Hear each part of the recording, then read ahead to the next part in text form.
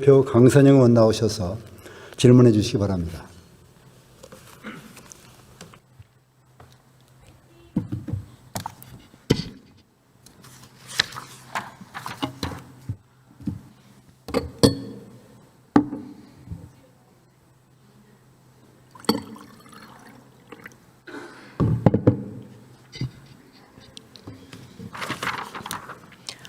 존경하는 국민 여러분, 이하경 부회장님과 선배 동료 의원 여러분, 그리고 국무총리를 비롯한 국무위원 여러분, 국민의힘 강선영입니다.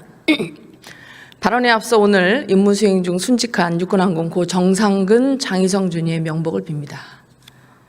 출범 9개월째인 이번 정부는 한미 관세협상 타결, 코스피 5천 달성을 자화자찬했습니다.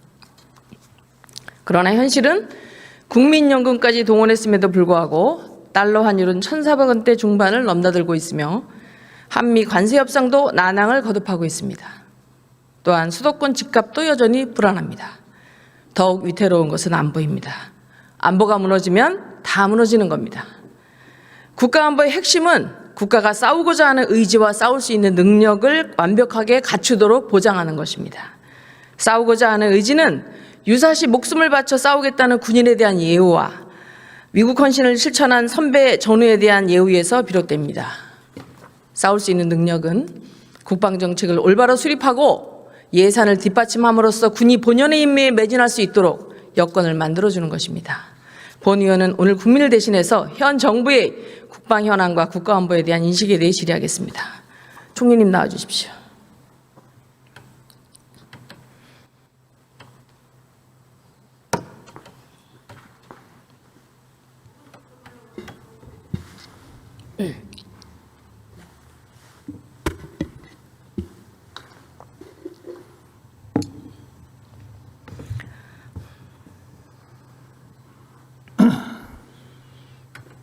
오랜만에 뵙겠습니다. 우리나라는 헌법 제110조에 근거해서 특별법원으로 군사법원을 두고 있습니다. 군은 국가방위를 위해 통수권자로부터 합법적으로 무력을 행사할 수 있도록 위임받은 집단이기 때문입니다. 따라서 무력을 행사함에 있어서는 엄격한 위계질서와 규율이 요구됩니다. 동의하시죠? 네. 위기시 군인이 명령을 따르지 않는다면 존재 자체의 의미가 없습니다. 따라서 군이 명령에 복종하지 않으면 최소 3년 이하의 징역으로부터 사형까지 처벌을 받게 되어 있습니다. 이 또한 알고 계시죠? 헌법이 국가의 최대 명령이라는 것도 알고 계시고 질문하시는 거라고 생각합니다. 네, 알고 있습니다. 적의 침투 도발이나 그에 상응하는 위협이 발생해서 통합방위 사태가 선포되면 PPT에서 보시는 것처럼 국무총리는 중앙통합방위 협의회 의장이 됩니다. 알고 계시죠?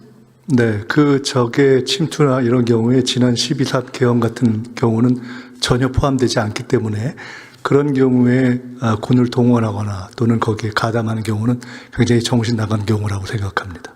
그걸 얘기하는 건 아니고 법을 얘기하는 겁니다. 네, 그것을 질문하실 가능성이 높아서. 예. 통합 방위 사태가 발령되면 국가 중요 시설마다 그 시설을 방어하도록 사전에 지정된 부대가 출동한다는 것을 알고 계시는가에 대한 질문입니다. 네, 헌법이 군이 지켜야 할 국가의 최대 명령이라는 것을 알고 계신다는 전제하에서 답하겠습니다. 당연히 알고 있습니다. 24년 12월 3일 비상계엄 당시로 한번 돌아가 보겠습니다. 당시 출동부대의 사령관급 이상 지휘관은 알고 있었지만 그 외에 출동한 대부분의 군인들은 비상계엄의 발령 이유를 명확하게 인지하지 못하고 위기 상황이 발생했을 것이라는 가정하에 명령을 받고 출동했습니다. 그때 국회에 출동했던 병력도 평시 불순분자에 의한 테러 발생 등에 대비해서 늘 훈련하고 출동 준비를 했던 대로 국가 중요시설을 확보하는 목적이었을 것이라고 짐작하고 있습니다. 여기서 확보는 파괴나 방해로부터 이를 방어하고 탈취당하지 않도록 보호하는 전술적 과업입니다. 그날도 국회에 출동한 군인들은 이 목적을 위해서 출동한 것입니다. 그래서 대한민국의 최정예 특수부대가 힘이 없어서 시민들께 저항하지 않고 몸싸움을 회피한 것이 아닙니다. 우리 군은 국민을 향해 총부리를 겨누지 않았습니다. 단지 명령에 따라 출동했을 뿐입니다. 총리님 어떻게 생각하십니까? 명령에 따라 출동했지만 그때 평장병들조차도 사실상 국가 비상사태에 준하는 상황이 있지 않았다는 것, 그리고 그 당시 현장에서의 상황에 대한 상식적 판단에 기초해서 사실상 군이 그 계엄에 복무하려는 사령관들이 내렸던 그런 명령에 응하지 않거나 또는 소극적으로 임한 매우 장한 행동을 했던 것을 기억하실 것입니다. 사단급 이하 제대는 법무참모가 없어서 당시 상황이 위법적인지 잘 모릅니다. 이렇게 이유도 모르고 명령을 받고 출동했다는 이유로 현재까지 중징계를 받은 인원이 대령급 이상 21명, 보직대기 인원이 52명입니다. 여전히 많은 장병들이 수사와 조사를 받고 있습니다.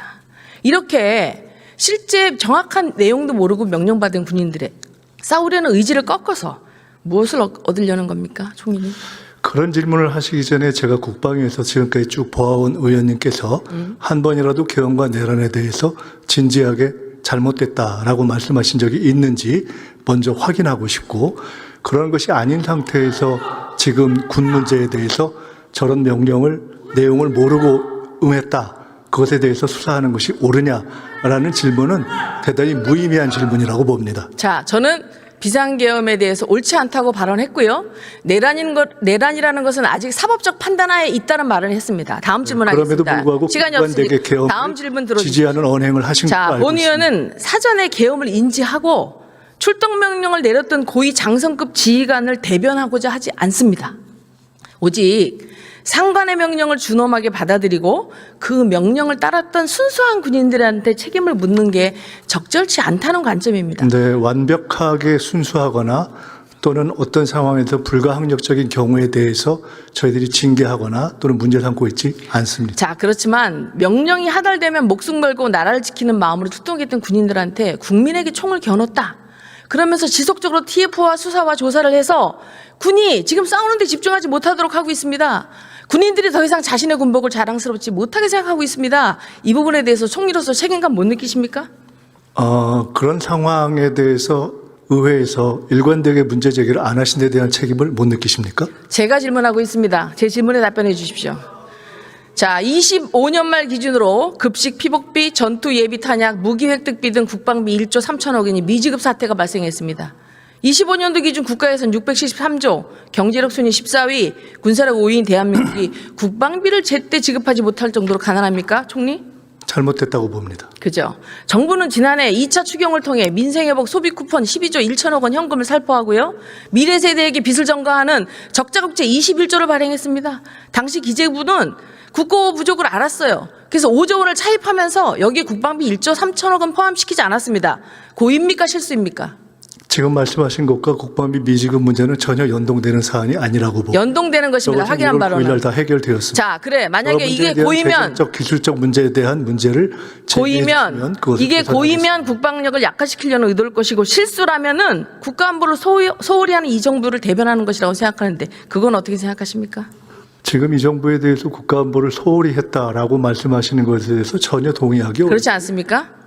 대통령은 자주 국방 실현을 앞당기겠다. 국방을 외부에 의존하는 것은 자존심의 문제라고 언급했습니다. 국가안보는 이렇게 말로 하는 게 아닙니다. 싸우는 능력을 갖추는 겁니다. 이를 위해서는 국방 예산의 편성의 집행 이런 것들에 대해서도 명확히 해줘야 되는데 이렇게 국방 예산 집행하지 않고 무책임한 재정 운영한 거에 대해서 총리로서 사과와 재발 방지 대책을 어떻게 하실 겁니까? 이미 그 부분에 대해서 국방부에서 개선했습니다. 국방부가 아니고 총리가 책임져야 되는 거 아닙니까? 아닙니다. 이상입니다. 들어가십시오. 차관님 나오십시오.